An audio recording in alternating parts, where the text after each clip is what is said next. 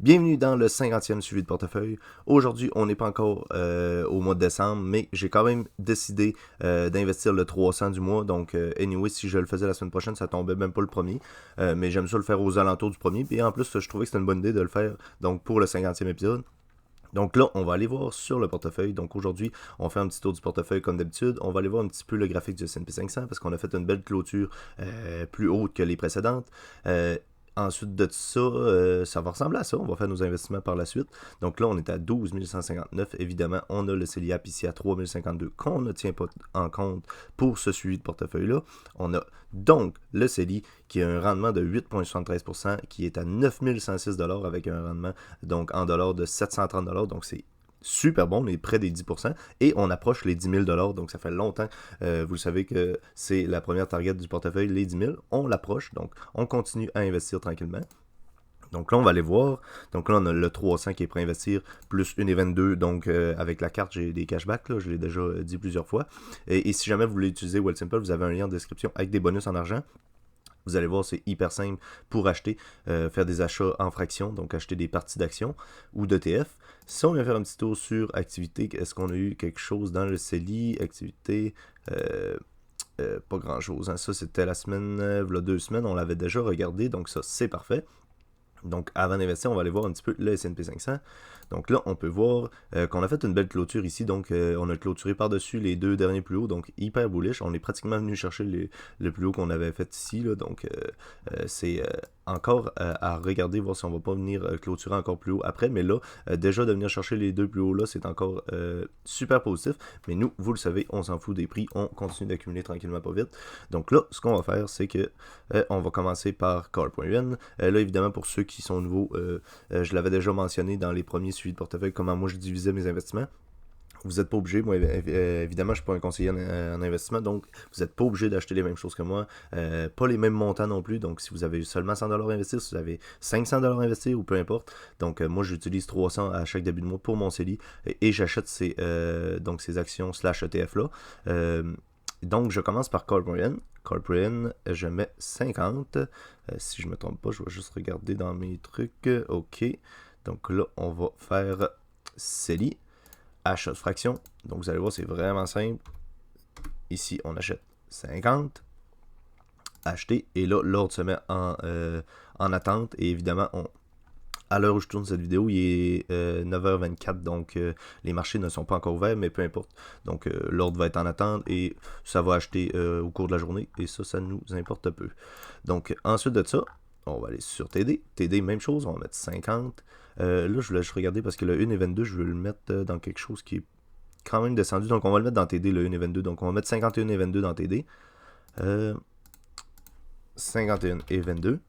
Donc, et voilà, achat de fraction CELI. Ça, c'est fait. Ensuite de ça, on retourne dans le CELI. On va aller sur VDY. Donc là, il nous reste VDY et VFV. VDY, on va racheter 100. Oups, pas 110, 100. Acheter. Donc, on a 2,46 actions environ. Confirmé. Et là, il nous reste 100 ici. Donc, on va aller sur VFV. VFV qui est le S&P 500. Donc, vous voyez que c'est dans celui-là que j'ai investi le plus. Évidemment, le S&P 500, selon moi, ça reste un des meilleurs ETF à acheter donc en DCA sur du long terme. Là, il y a VDY aussi que je mets 100. Là, peut-être que je vais... pour l'instant, je mets 100 VDY, 100 VFV. Peut-être que je vais retourner à ce que je faisais avant, là, 150 VFV, 150 VDY.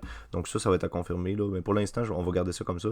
Vu que le VFV a plutôt bien performé à 14,79% et VDY, moins 1,17%. Donc VDY, c'est plus pour le marché canadien, on va dire. Là. Il y a 40 actions environ dans VDY, tandis que VFV, il y a 500, les 500 plus grosses capitalisations des États-Unis.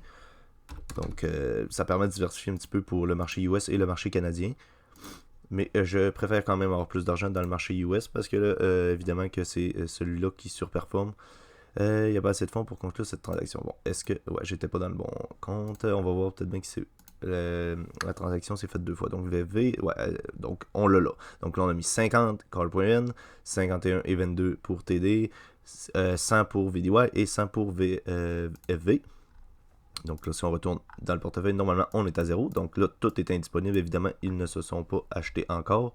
Donc, ils ne sont pas dans ces totaux-là. Ils vont s'acheter au courant de la journée ou demain. Ça, c'est pas très grave. Donc, ça ressemble à ça. Et là, évidemment, lorsque les ordres vont passer, moi, après ça, je vais sur l'application Wealthsimple sur mon cellulaire. Je vais dans les transactions qui se sont faites et je peux voir les quantités d'actions et donc l'ajouter à mon portefeuille ici, qui est donc un suivi de portefeuille. Ici, là, c'est le même. Donc là, ça m'écrit 8800, tandis que nous, on a 9100, mais évidemment que là-dedans, il y a le 300 que je viens d'investir, tandis qu'ici, ben, je ne l'ai pas encore ajouté. Donc là est la différence. Cet outil-là, vous pouvez l'utiliser. Track Your Dividend, il y a une version payante, pas obligé de l'utiliser. Moi, j'utilise la version non payante et donc je rentre les quantités d'actions que j'achète à chaque fois et ça me permet de faire un mini suivi de mon portefeuille. Ça me dit environ combien je veux toucher en dividendes dans l'année. Donc là pour mon portefeuille c'est environ 217$ pour un total de 9000 environ. Vous avez le yield on cost, portfolio yield, donc là je ne vais pas tout expliquer ça ici. Vous avez tout, vous pouvez voir les environ les mois, donc vos dividendes mois par mois à peu près. Vous pouvez aller voir la valeur du portefeuille selon ce que vous rajoutez. Vous avez plein d'options, donc si ça vous intéresse, la diversification du portefeuille. Donc regardez ça aussi. Et ça conclut pas mal la vidéo, je vous dirais. Donc là, on a tout qui a été acheté. Non, pas tout qui a été acheté, tout ce qui est en attente d'achat. Donc le portefeuille qui est à 12 160 environ. Et le CELI qui approche les 10 000. Donc j'espère que cette vidéo vous a plu. N'hésitez pas à vous abonner, à laisser un j'aime, à laisser un commentaire sur cette vidéo. Pour ceux qui n'ont pas de compte Wealthsimple, je répète, il y a un lien en description, allez voir. C'est vraiment une plateforme qui est hyper simple pour les investisseurs long terme. Pas pour les traders, mais pour les investisseurs long terme. Donc ça conclut la vidéo. Nous, on se revoit dans le prochain suivi de portefeuille. D'ici là, prenez soin de vos investissements. Bye.